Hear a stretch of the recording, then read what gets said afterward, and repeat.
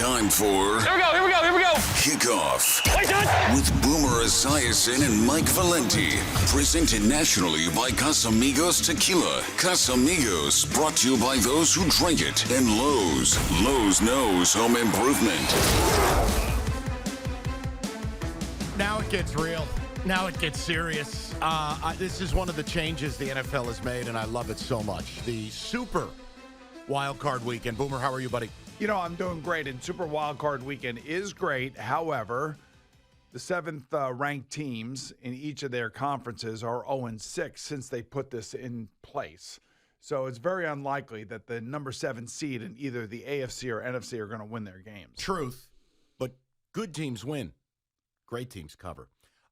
Before we get to the games, let's do the Black Monday, the Redux, who's out, who's going where, what just hit the rundown. Let's do it. The NFL Rundown. All right, we're not going to bury the lead. Obviously, Bill Belichick is the biggest of headlines. Boomer reported on this story in July. No, you were on it from the start. You were. So Belichick out. But before we get to who's in, how did we get here? How did this end up? How did the relationship between Kraft and Bill get to this point? It was interesting, Mike. I went back and I looked at some of the comments that I was making in October and November about the potential for this split to happen.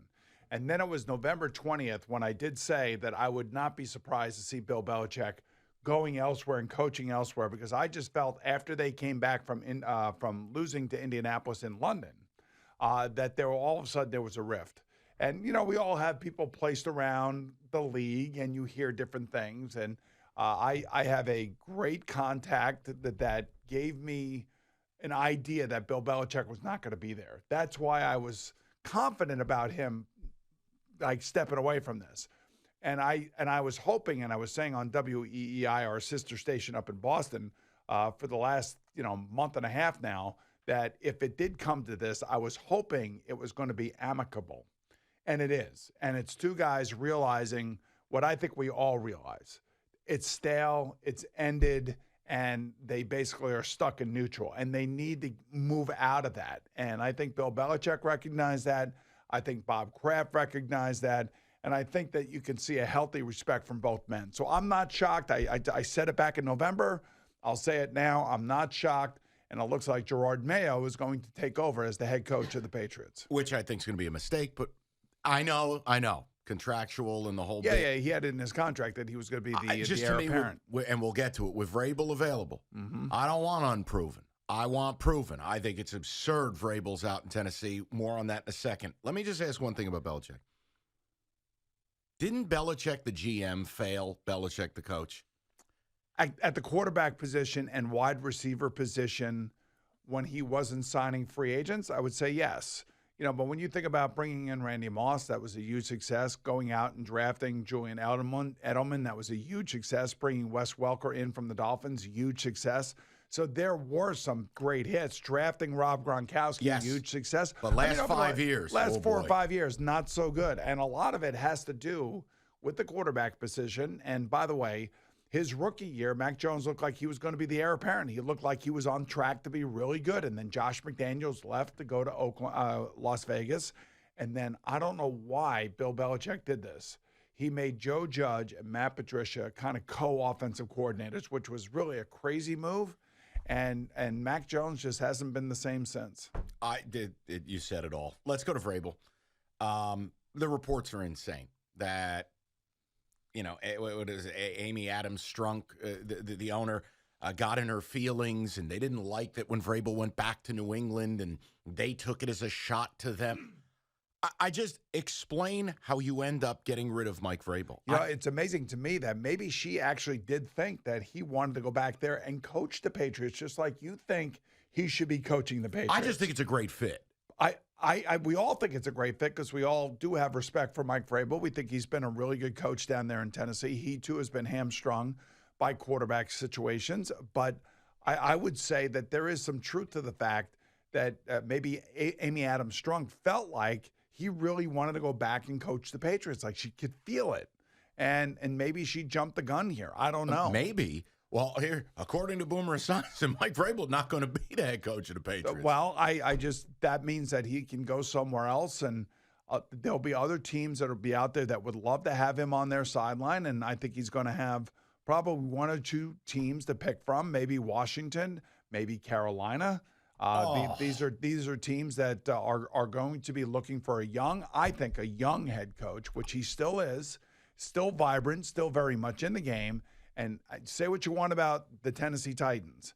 For the most part, they came to play every single game for him. It's absurd he's gone. And all the players are like shocked that he is gone. Because it's ridiculous. Here's one. Now, this is the I told you. This is the fun one. Because I told you I thought he was done in Seattle weeks ago. Pete Carroll. So take me through how this came about. Forget about just on field. They won their last game, but they faded. Carroll is now going to be an advisor or whatever it is. How surprised were you? I was shocked. But then again, I don't know the inner workings of a team. I don't know what's going on in meeting rooms. I don't know what's being said on the sideline. I don't know how he's running practice. I know he has gone to great lengths, I should say, to show everybody that he still has the vitality to be a coach in the NFL. I don't know why he's doing that. I don't know why he feels like he has to remind us that he's still got the energy for it. And I know he's the oldest coach in the NFL and ex-coach now, but he's 72 years old. So it leads me to believe, I wonder if people in that building were wondering like where the team was headed. What's the long-term view of where they want to go and how do they want to get there? And it seems to me like Dan Quinn would be the perfect fit for Seattle if Pete Carroll is going to remain in the building. If Pete Carroll is going to remain in the building, it's got to be somebody he has a relationship with as the head coach. If not, if it's some young guy, some young hotshot, the next Zach Taylor, the next Sean McVay, whoever it may be, I think Pete's got to be out of the building then. Yeah, listen, I've never understood the idea of firing somebody, but we're going to move you upstairs in an advisory role. Let me ask you a question, because Sure. you brought this up to me 3 weeks ago or 4 weeks ago now. Yeah. And I was shocked when you brought it up. Where did you come up with this? Feeling of age plays a role, staleness, this idea of... And they had been losing. Yes, and it's just this idea of there's a lot of festering unhappiness in Seattle. And that's not an organization that generally puts up with that. That's not an organization, they don't play that game. So there's an unhappiness. And look, DK Metcalf is the living embodiment of it. DK is a guy that looks like he wants out. It had just run its course. And I know he chews gum with amazing enthusiasm and he claps at an elite level. I think when you look at it, Boomer, it gets to be time. But don't you? Yeah, right. Well, it's kind of like what happened in New England. But don't you feel like both New England and Seattle, for as long as we've been covering them, as long as I've been covering them, they seem to me to be like really, truly stable franchise. Yes. Solid ownership, good mid-level management people, and really good coaches. And now both of these teams are going to be going through a redo here. Yeah, it's in flux. So let's do, obviously, Arthur Smith gone, Rivera gone, Frank Reich's been gone for months in a ridiculous fashion, Brandon Staley gone. Just Raiders a note. How have they not given Antonio Pierce the I don't know what they're doing. I think he just, and by the way, I don't even think the Raiders have asked to interview anybody. I haven't seen any of their requests yet. You know, when you go through all of these different scenarios of job openings, whether it be coaching or GM, you have to submit the request through the league office so the league office is knowing that you are following, the letter of the law of what is required when you go through these interviews. Now, the New England Patriots didn't have to do that because Gerard Mayo is black. So he's fine. If they hire him, and they don't have to go through all the machinations of going through the Rooney Rule and all that other stuff. So these other teams, have to start filing requests for interviews from other teams and other coaches that they want to talk to and GM candidates. I haven't seen anything from the Raiders yet. And not one thing. What kills me is this. Which kind of leads me to believe that maybe they are going to keep Antonio Pierce. I hope they do. Pierce, you know what he is? He is Las Vegas's Dan Campbell. He is built in a lab to be the Raiders coach. He embodies it. He wants it, lives it, players coach, physicality, the Raider way, right? Much like what Dan Campbell brought to the Lions. It's the second time in, 4 years what was it? Rich Bisaccia. Bisaccia. Yeah. How did they not give him the job? It's right there for you, Mark Davis. Just do the simple thing. I want to ask you one question. You're in Detroit. You just covered the Michigan Wolverines in their national championship. Yes, what a blessing. Okay. Your buddy, Jim Harbaugh. Where is he going? Is he staying? Do you think he has interest in the Chargers? Do you think he has interest in the Bears? And Bears sound like they're keeping Eberflus. Right. Do you think he has interest in the Raiders? Listen, he's flirted with the NFL every year. Now, this year, for the first time, he's hired a power agent. He hired Don Yee. The betting odds suggest the Chargers are the one. The second choice is he's not coaching in the NFL. And then the third choice on down, they're all longer odds. Boomer, here's my thing. He's a good coach. I've never denied it. But he's 60, this is a young man's game now. Oh, it's my age. Oh, well, you're not on the sidelines. You're here doing this with me. Yeah, that's true. The point I'm making is, do you really want to bring that into your building? Everywhere he goes, it's chaos. He wins everywhere he goes. I get it, buddy. San Diego State, Stanford, San Francisco, Michigan, everywhere he goes, he wins. Yes, and he'll usually burn every bridge on the way out. Well, that's what coaches do. I mean, they're all maniacs. This is why what happened with Pete Carroll and Bill Belichick to last as long as they've lasted is amazing. I wouldn't do it. But do I think he will be in the NFL? Yes, because here's the other inconvenient truth. I don't know that he'll be eligible to coach next year. Well, that's the other thing I was going to ask you. Because you have your ear to the ground when it does come to college athletics, what do you think the NCAA is going to do, not only to him, they were never but going to that vacate the title. Football program? Right. They were never going to vacate the title. It's not even their purview. That's a CFP issue. Right. But he's dealing with multiple level 1 violations. And the school tried to get ahead of it for one of the investigations. Well, we'll give him 3. The NCAA goes, we're not playing that game. You can do whatever you want to do. We don't accept the plea deal. The second half of the year, it was the Big Ten and NCAA in an unprecedented move, suspending him for 3. Boomer, there's a very real shot. He just isn't going to be eligible to coach. For a year? Yeah. Wow. Now here's the thing. Wow. You could make the case with elite assistant coaches. Look, Jesse Minter is going to be a DC in this league. He was with the Ravens, just like Mike McDonald. He went to Michigan. He's an elite defensive coordinator. Right. When Mike McDonald gets a job, Jesse Minter will go right back with John and be with the Ravens. There's elite assistants there. Let's just say Jim Harbaugh does leave Michigan. Yeah. Who is the replacement for him at Michigan? Sharon Moore. Sharon Moore is. Yeah, Okay. he's been the OC and O-line coach a couple of years, young, energetic, filled in for Harbaugh as the head coach. I have to say, I mean, their offensive line was unbelievable. Yeah, it's great. Physical. In both of their games, they were really both offensive and defensive lines. I mean, would you hire him? I would. So you're an owner, you would. Oh, you mean Jim Harbaugh? Yeah. Yeah. I don't know him as well as you seem to know him because of the amount of covering you do on them. What I remember is a guy who always had a chip on his shoulder when he was a player. And I also have seen a guy that has been supremely successful every level he's gone to. So I would say yes, and he brings instant credibility with him. Okay, couple of news and notes here as we wind it down. Bears, sounds like they're keeping Eberflus, yet they blast out the entire offensive staff, which would lend itself to they're going to draft Caleb Williams. 100%. Which is just a redux of what you did to Matt Nagy. Hey, we got a coach who's a little bit on the hot seat. Now we're going to bring you back but hand you a rookie, only to fire you a year later. Well, it all depends on who is hiring this offensive staff. Hopefully, Eberflus is hiring the offensive staff, not Ryan Poles, the GM. Got to let the coaches control the staff. And if they are keeping Eberflus, then they got to give him a contract extension, which I think they will do. And quite frankly, they'd be idiots not to take Caleb Williams. They'll get something in return for Justin Fields, no question about it. This is a generational, can't-miss player. Don't know him personally, but everything I read, every game I've watched of his, he is very similar to the way that Patrick Mahomes plays, a little bit smaller, but he looks like he is ready to rock and roll right now and will not be intimidated.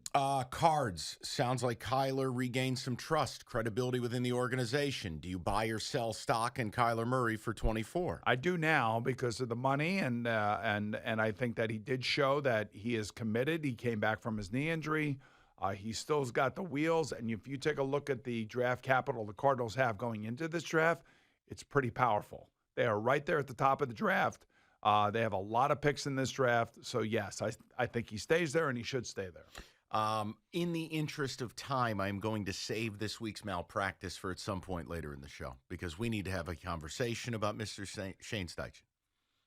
I wanted to take my television and hurl it out the window like a javelin with that last play. But we'll get to it. What we're going to do, we have got full breakdown, every wild card game, sides, totals, a little bit of a deeper dive this week. Less games, more content. And then we've got some fun. The pathway to the Super Bowl, best of the best. Hey, this team makes it if. We got a lot to do and a little time to do it. We'll get to all of that and more. But first, as always, let me tell you about Casamigos, the smoothest tequila on the planet. And this weekend for Super Wildcard Weekend, you can enjoy the entire family of Casamigos tequila, the Reposado, Añejo, Blanco, Cristalino, or the Mezcal. It's Casamigos tequila, brought to you by those who drink it.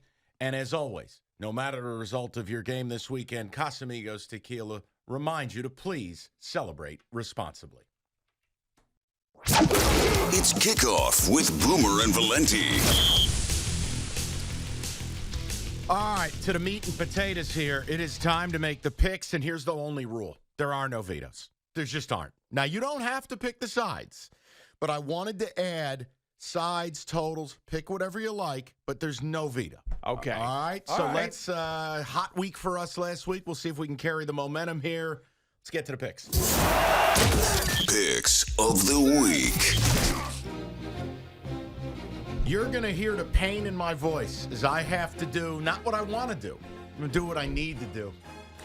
Let's start out. Browns laying 2.5. They are at Houston. Your total's 44.5 if you are so inclined.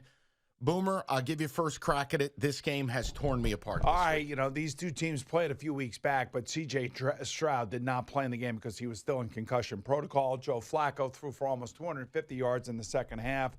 I would say that from just a standpoint of looking at each team's defense, the Browns have the best pass defense in football, and they're going against a rookie. And the rookie has been great this year. He's going to win Offensive Rookie of the Year. C.J. Stroud has been just absolutely masterful. And the C.J. Stroud energy effect is real for the Texans. And this place is going to be absolutely bonkers. Mm-hmm. Now, I think it helps that the Browns have been there already, and the Browns beat them, and they know what they're facing. The one thing that worries me about this game, and will worry me as long as the Browns stay in the playoffs, is going to be Joe Flacco's penchant for throwing interceptions. We've stumbled upon it. Right, so that really does bother me. Let me offer something else that may bother you. Okay. So I love this Browns D. You do too. I was taking a look at their home and road splits. They are 10 points per game worse on the road. See, when you get into the split thing, that just drives me nuts. That's what I'm here for. I know. Now, these two teams already played in Houston, so the Browns just recently went down there, as I told you, and won. I know. So they kind of get the feel of the whole place. So let me make you feel better about the Browns. We'll go back the other way. Joe Flacco in the wild card round is 5-0 straight up and 5-0 against the number. And who would have thought Joe Flacco would be playing in this round when the season started? But who would have thought Joe Flacco would have been playing this round October 1st? Let's go the other way. Okay. You went from a top 5 kicker in Dustin Hopkins to now Lions cast off unemployed Riley Patterson. You really want him taking a big kick for you on the road in the playoffs? There are a million things we could look at in this game. The feeling that I get is defense travels. Joe Flacco's playing great. Had a week off. I didn't like that. I wanted him to play a little bit last week. Just wanted him to play a quarter or two. But, outside of the pocket, play action, he is a master, and they have figured out some way, somehow, to get the best out of him. And this David Njoku is basically uncoverable. Yeah, he's back. Since he has been with Joe Flacco. I am taking the Browns. All right. I am going to lay the points. And like I said, I do believe defense travels, and it's a rookie quarterback. And I feel like I have to go with that defense. The problem I have is everyone's betting the Browns and the numbers getting smaller. Give me the Texans, give me the over. I hate myself. Chiefs laying 4.5 against Miami. This is going to be the awful weather, -5. Tickets going for $40, which is unheard of in Arrowhead. Windy as well. Yes. So let's talk about it. I mean, it's cliche, but it's true. Dolphins in the elements. I mean, does Eddie Scazzeri have a highlight reel of Dolphins snow games? No. This is really bad. So, and we talk about the Chiefs all year long. What are the two things that we have said about the Chiefs all year long? Go ahead. I've said they're broken. I know you said they're broken, but we've been really talking about their defense. Yeah. What's broken is their offense. Absolutely. All right, but what is broken on the Dolphins right now? Their defense. Their edge rushers, their linebacker they don't have level. any. Yeah. I mean, I just, with the weather and with the Dolphins' problems defensively, with all the injuries, now they're getting some of their offensive guys back. It looks like Raheem Mostert and Jalen Waddle are both going to play in this game. Here's the interesting note with Tua. So he's got 4 career games in the cold. One of them, he was splendid. The other 3, he's been horrific. 55% completion rate, 4 touchdowns, 5 picks. If they have their weapons, think about, let's look at it schematically. If Ramsey is going to take Rashee Rice out of this game, okay, he does not exist. Where's Mahomes going with the football? Well, he's going to go to Travis Kelce. Yeah, but that's like throwing it to a television monitor. Yeah, he can't run no more. Well, Travis didn't play last week, took the week off. He's going to be ready to rock and roll. I'm just telling you that I think. No chance of a 24-20 final. Not with the Miami defense. I think the Miami defense is a shell of itself. I really do. I mean, they're missing their pass rushers. They're signing guys off the street. Did you see what Melvin Ingram looked like on the field? Okay, first of all, whose idea was, I thought I was getting punked. Eddie, whose idea was it to put 36-year-old Melvin Ingram in coverage 40 yards down the field? Somebody want to help me with that decision? He wasn't able to do that as a rookie. Now he's our age, and they're asking him to cover 40 yards down the field. You see what he looks like? Not optimal. He looks heavy, and they're doing that again with some more guys off the street. So I mean, everything tells me the Chiefs. Everything about this game tells me the Chiefs. Arrowhead, cold weather, and I know that they've played tough games against Cincinnati, Buffalo, Tennessee. I think this is like that Tennessee game. You know what? It may be close a little bit. Next thing you know, the Chiefs are going to run away with it. Just give me the points. I got to do it. This Chiefs team doesn't deserve to be favored over a high school from an offensive standpoint. Give me the Dolphins. I'll take the Chiefs. I know, and I'm rooting for Eddie. I don't want to see him sad. I don't like it. Bills laying 10 flat, hosting the Steelers. Your total's 36.5. This is another weather game. Chaos. Yeah, I do think that the Chiefs will score 36 points in this game. They're probably going to win. The Chiefs? I mean, the Chiefs. The Bills. Okay, I mean, look, no T.J. Watt. They're 1-10 without T.J. Watt. They barely beat a Baltimore Raven team last week that was playing with their backups. And it was one play. And I give Mike Tomlin a lot of credit for keeping this team together and getting to 10 wins and getting to the playoffs. This is not a great matchup for them. And Josh Allen, you could say whatever you want about this guy. He is a beast. I love this guy. He could throw 3 interceptions in a game and come back in the fourth quarter and throw 3 touchdown passes. You need a first down. Guess who's running for it and who's putting his shoulder down to get it? It's Josh Allen. I'm going to lay the points, and I am taking the Bills. I will. Obviously, Allen with 3 red zone turnovers last week was not optimal. Yeah, but listen, it's part of his game. I know, and it drives me insane. I will take them. If you want to bet this, by the way, I think props could be your way to go. Just a quick side note, maybe Najee Harris carries, Najee Harris anytime touchdown. I hate laying 10 in a weather game. That could be really ugly. Could you see like a 27-7 game here? Well, I do like the under, so yes. 27-7. I could see a couple of turnovers maybe by a ball carrier here or there, giving the opposing team good field position and running in a touchdown, something like that. Yeah, and the other thing too, Mason Rudolph just can't move, and I got a real problem there. So yeah, give me the Bills and under if you're so inclined. All right, next game, Cowboys laying 7.5, hosting the Pack. The total 50.5. This is the pressure spot. This is no team's under more pressure than the Dallas Cowboys. I think if McCarthy loses, he's fired. I just take me through it because I got to tell you, I'm leaning, taking the points here, brother. So the Packers, are the youngest team in NFL history to make the playoffs by average age, I believe. And, I really like what Jordan Love has done the last 10 weeks. He earned the job. He got him to the playoffs, did something Aaron Rodgers couldn't do last year. Beat the Bears last week. They beat a lot of bad teams towards the end of the season. They went to MetLife Stadium and lost to the Giants. You don't have to remind. Hey, Dude, it cost us a pick. Tommy DeVito, baby. This is the Cowboy team that I think is going to put up at least 35 points here. I'm taking the Cowboys and laying the points. See, this is what it's interesting. It'll come down to is if they're able to protect Love. Look, they excel at pass blocking. That's what the Pack does. The Cowboys, they excel at getting to the passer. It will come down. It was an interesting note I put in here. When the Pack are able to limit the pressures, they're good. When they allow a 25% pressure rate, they went 4-6. They're terrible. The Cowboys have pressured the quarterback 14 times this year at a 25% clip. And what, they average like 40 points at home this year? Yes. Per game? I mean, and let's face it, Mike, you're talking about a Green Bay team that beat some bad teams here at the end of the season. Their best win was the win on Thanksgiving at Detroit. Here's the other thing. Packers, Devondre Campbell. I love focusing on linebacker level stuff. Packers in the middle with the linebacker safety play, awful. Well, CD land. You're going to see CD on these crossing routes get loose, but the 7.5 Boomer winning a playoff game hard enough. I know. Winning by essentially asking the Cowboys, who are choke artists. Sorry, Dallas fans, choke artists. I got to take the 7.5 here. All right, well, take the 7.5. Cowboys will win. Don't feel bad. It's okay. I think the Cowboys are going to score over 30 points this game. And I think their defense is, opportunistic. They get turnovers, and there's a youthful Packer team there that finished the season beating some bad teams. So it's kind of skewed. It is. Well, and I think you know what? If we're going to do that though, too, Dallas, their home numbers are pumped up pretty good by beating the helpless. Go look at the teams they played at home. Ain't none of them in the playoffs. The Lions the only one, and that was far from a work of art. I am a sucker for the points. I got to take the underdog. All right, now this one, we need help.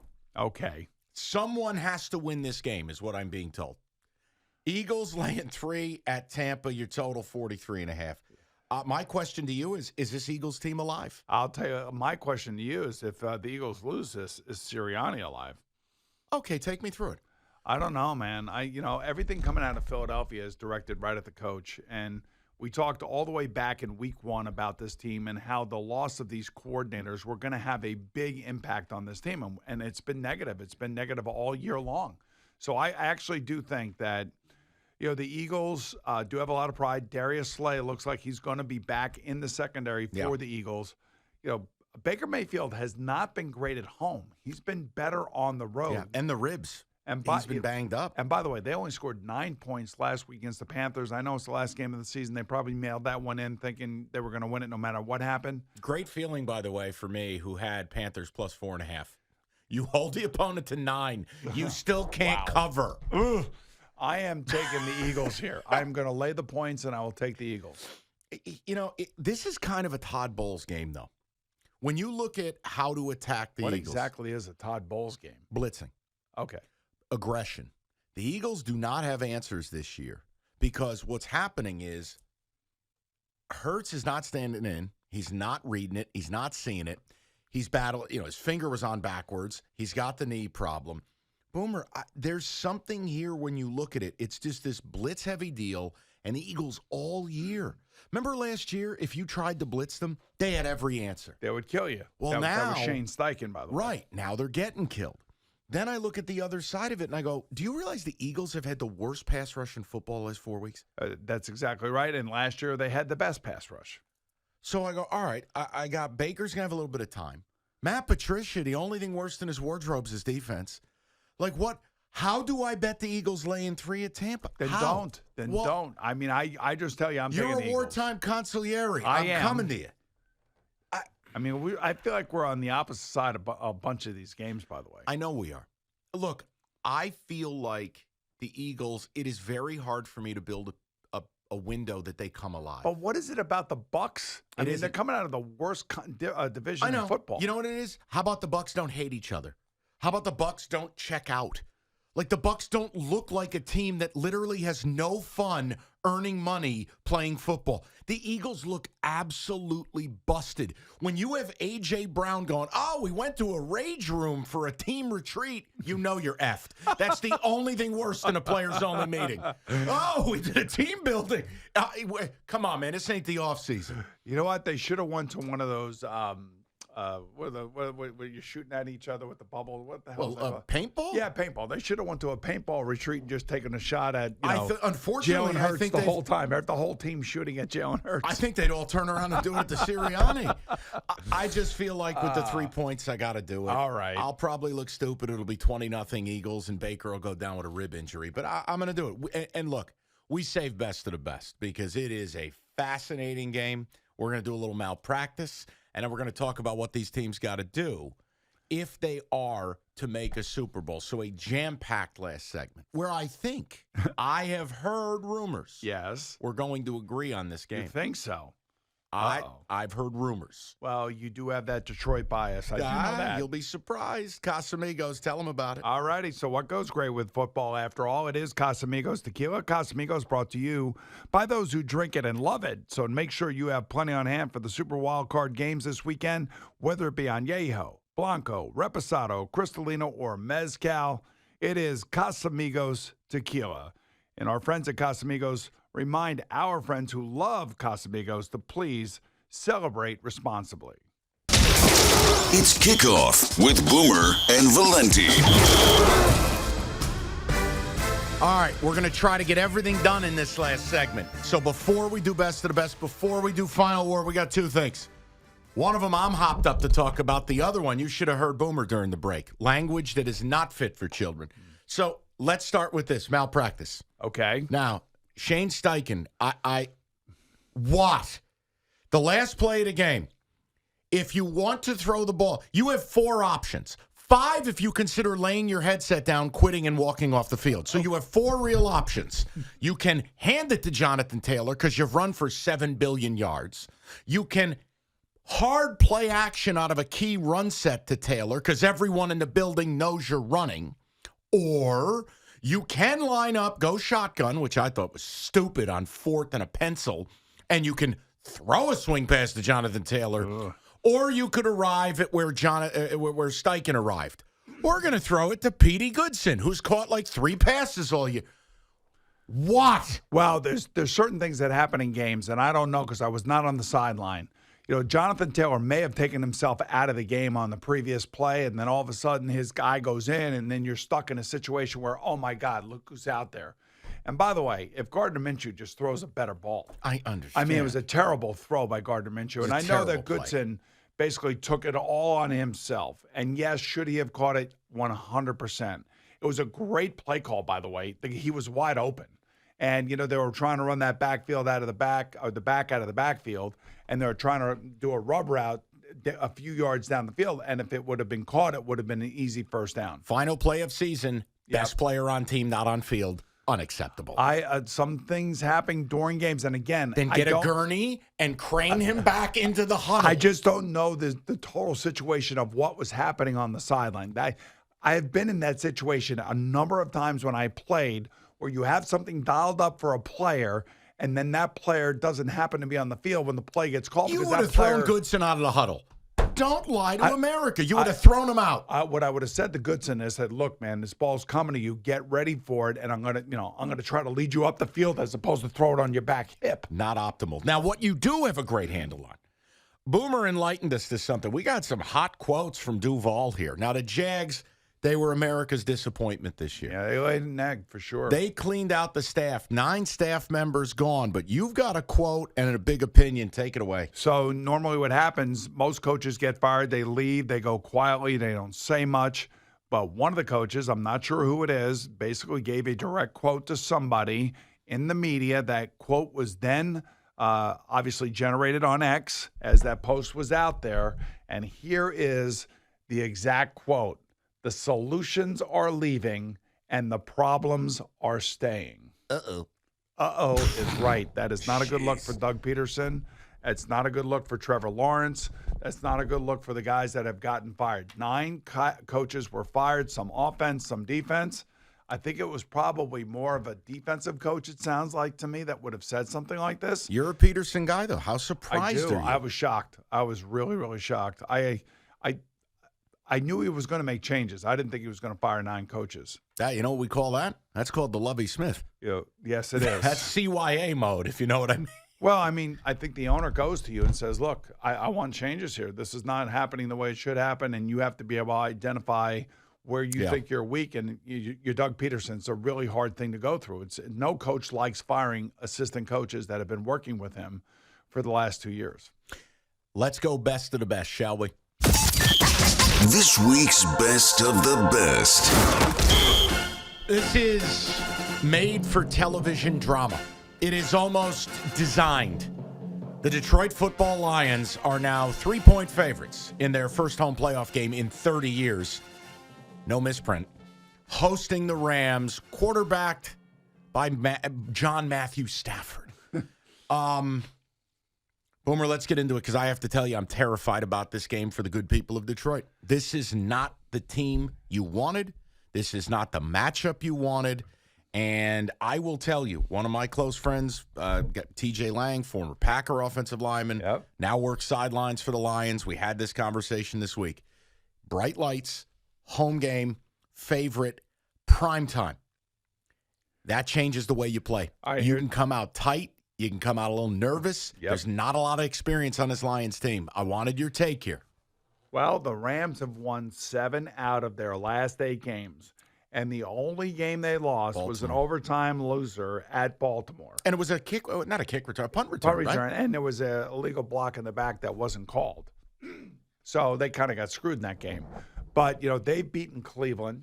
They have beaten Seattle. They should have beaten Baltimore, or they're right there with Baltimore. They finished with 4 straight wins: Washington, New Orleans, New York, and San Francisco. San Francisco didn't play their starters. And it's Matthew Stafford, and it's this wide receiving core, and it's Aaron Donald anchoring that defense. Yeah, so a couple of notes. Everyone thinks, it's McVay, it's hard play action, it's deep balls. The reality is this has turned into the Kyron Williams show. Do you know the last time Kyron Williams has been held under 4.2 yards a carry? I would say, man. And the reason I say it is Lions have a very good rush D. It didn't happen against Baltimore. No. Ready? Yeah. September 25th. Wow. He has been rock solid consistent. Now, when he plays big, they win. Oh, that September 25th, you know what that night was? No. That was Ring of Honor night for me in Cincinnati. Oh, there we go. By the way. There you go. I knew that number meant something to me. I knew it. I knew they weren't going to lose when I was in the building. So, look, you have Lions rush D, which is very good, against a Rams rushing attack that has become very good. How that plays out will play a big role. Here's the other angle. The Lions, I had no problem with Dan Campbell playing the starters. I didn't. It's part of his identity. I think it would have flown in the face if they didn't. But Sam Laporta got hurt. Now, at time of us doing this show, I don't have final word on it. But when you're talking an MCL injury and a bone bruise, that's a multi-week injury. He's kind of like TJ Watt is for the Steelers. Yeah. You know what I mean? Like, it's just you got a knee. It's not 100%. But do you know what Laporta means? See, this is something I want people to understand. It's not just 85 catches. It's not just 900 yards. It's not just 10 touchdowns. Do you know how many first downs Sam Laporta accounted for the Detroit Football Lions this year? 48? 48 of them. I mean, guys, as a quarterback, Jared Goff, yes, you have Amon-Ra St. Brown as a stud. Josh Reynolds has a clutch element guy from his days with the Rams, but Laporta has become the dude on third downs. They'll split him out wide. He'll be the key read in these plays. If he's not there, Lions don't have other tight. Yeah, I mean, Brock Wright, but some guy named Bob Mitchell. It ain't Sam Laporta. Right. I'm very worried. You know what I love about this game, honestly? I love the line play in this game, both offensive and defensive lines going after each other. Yeah. And the reason these teams are there, of course, their quarterbacks have played great. Don't get me wrong. We all know it's a quarterback league. But both lines for each of these teams are like strengths of their teams. And they have some of the best players in the league on those lines. Quite frankly, Ragnow and Penny Sewell, in my eyes, should both be all pros. Yes. I mean, they are tremendous players. Penny Sewell at right tackle is one of the best right tackles, if not the best right tackle in football. You got Aaron Donald in the middle of all this. You know what's going to be interesting? It's going to be like a dogfight in the middle, and it should be a high scoring game. Something to watch for too, and I love what the Rams do. It reminds me of the old days when Ndamukong Suh was aligned with the wide nine. Is they'll take Aaron Donald and they'll move him out wide, and then they'll take the other three linemen and basically put him on the other shoulder, center on, and then the center's got a choice he's got to make where it's like, wait, if I'm going over here. I think what they're going to do is put Aaron Donald over Taylor Decker. Now, Decker's been battling injuries all year. He's a good player. But that is a matchup because the Rams' pass rush has been elite since Week 9. Can they get pressure on Goff, who's horrific under pressure? And then here's what the Lions have to do. They've turned into something Aaron Glenn didn't want to be. They've turned into a blitzing defense. You don't want to do that against Matthew Stafford. Wow, it's interesting. Oh. Hold on now. I'm not against this wide receiver crew. Okay, I'm just saying, from a statistical standpoint, Stafford's been very bad against the blitz this year. Believe me, Sean McVay will have him ready for it. And the one thing I love about what the Rams have, they have 3 wide receivers that very rarely drop footballs. They make catches. They go across the middle. They keep their feet in bounds. They tip it to themselves. I mean, you've seen everything from these wide receivers. I don't know. I'm picking the Rams here. I'm gonna lay the points. It's amazing. Here's a stat. I'll just give it to you. Okay. You guys don't have to care. Teams that didn't make the playoffs last year, who make it and are favored in the wild card round at home, 19-40-1 against the number. That's too much in the weeds for me. Where did that come from? Earth, the cosmos. I'm taking the Rams. I want to be wrong. These people don't deserve to lose this game. I'm a Giants fan, but I have a heart. I want Lions fans to be happy. I'm terrified they're going to lose to Stafford, and this is going to be some serious, serious stress for these people. That Laporta injury, depending on how effective, if he plays at all, wait a minute, is going to play a very big part in this game. Scones. It's like a contingency pick. Hey, the Sam Laporta medial collateral ligament contingency play of the week. Not for me. Okay. It's my Rams. And who's in the game? It's the my Rams. My Rams. I am staying with the Rams. I'm going to take the Rams, take the 3 points. I hate everything. Let's go to the final word. Kickoff with Boomer and Valenti, presented nationally by Casamigos Tequila. Casamigos, brought to you by those who drink it. And Lowe's. Lowe's knows home improvement. The final word. Okay. Final word is this. Fill in the blank. We got a little under 3 minutes to do this, a little rapid fire. I got it. This team makes the Super Bowl if ... Well, how about if this team wins this weekend? Why do we have to say the Super Bowl? Well, just get to the Super Bowl. Like, what would spark a run for the teams I list? What would be this critical Boomer pressure point, if you will? Like, all right, okay. The Texans make a run to the Super Bowl if C.J. Stroud stays hot and stays away from the interceptions. The Browns make the Super Bowl if their defense stays healthy. Joe Flacco continues to play at the level that he's playing at. The Dolphins make the Super Bowl if they can get back home. They're not going. So I don't think that's going to be the case. But I would have to say Tua has got to navigate the cold this week in Kansas City. The Chiefs make the Super Bowl if all of a sudden Rashee Rice becomes that missing piece wide receiver, big play player. The Cowboys make the Super Bowl if somehow, some way, they don't have to play the San Francisco 49ers. I like it. Packers make the Super Bowl if you can't say hell freezes. I would say if Jordan Love gets hot, because he's going to end up having to throw at least 45 times a game to win, I believe. Lions make the Super Bowl if Sam Laporta gets healthy as we move on in the playoffs, and somehow, some way, Jared Goff can outduel Matthew Stafford this week. All right, 10 seconds or less. Rams make the Super Bowl if Matthew Stafford gets on a heater and they stay healthy. Eagles make the Super Bowl if They're not going to. They will if somehow this mean room or whatever you called it. Okay. Meeting worked. Bucks make the Super Bowl if. They're not going. All right. We violated the rules. All right, listen. Next week, more games, more action. We ran out of time. More firings, more to do. It's Kickoff with Boomer and Valenti. It's Kickoff with Boomer and Valenti.